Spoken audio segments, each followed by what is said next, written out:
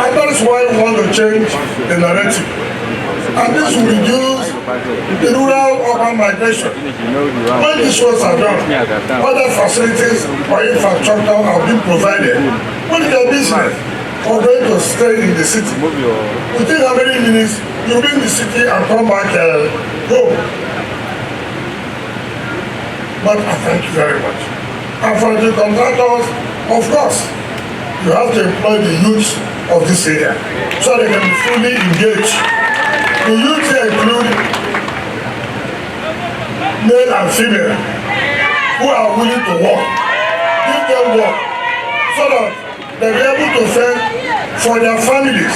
They'll be able to pay their children's school fees. Because job creation is one priority of Mr. President, the Living Hope agenda. And we imagine how many people will work here. We imagine how many people will supply other things as construction is going on. But let me appeal to our youth. Take this project as your own project. Let me, please, new traditional rulers, take this project as your own project. When you take the project as a project, you are encouraging government to come back to you.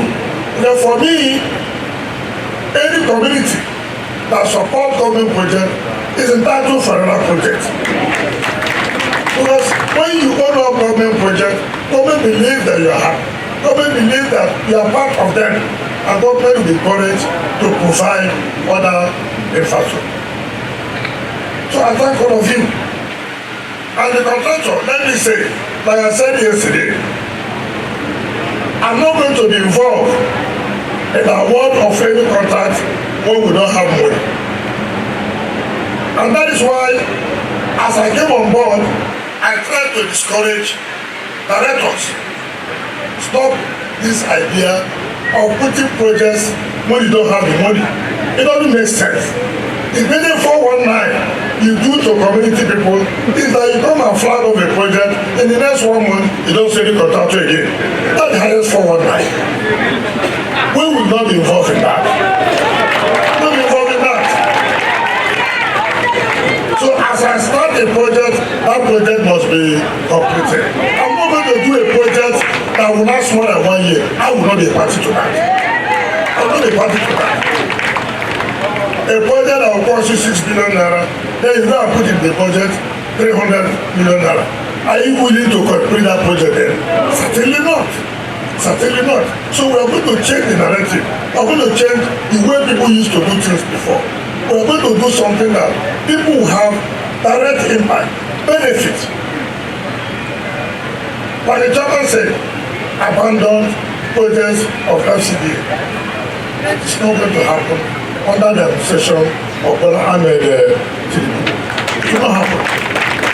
Particularly as it relates to the federal capital territory. We will not allow that. So just go home and rest, Mr. Contractor, that your money will be paid. I'm not going to, and I have told the civil servant, luckily the most director is here. This should not be a period where you bring bureaucracy to what you are doing. They meet a file to you to pay contractor. The file will stay in your office 2 weeks. Will be unto you.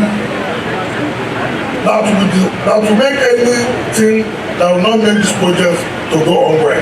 Because you become enemy to the people. So take it seriously that when the files come to you, do what you immediately and see the payments of contractors are being processed and paid to them. Because when you keep the file, you suffer the project. And who will suffer? The communities will suffer. I'm not going to tolerate that. I'm not going to do what? Tolerate that.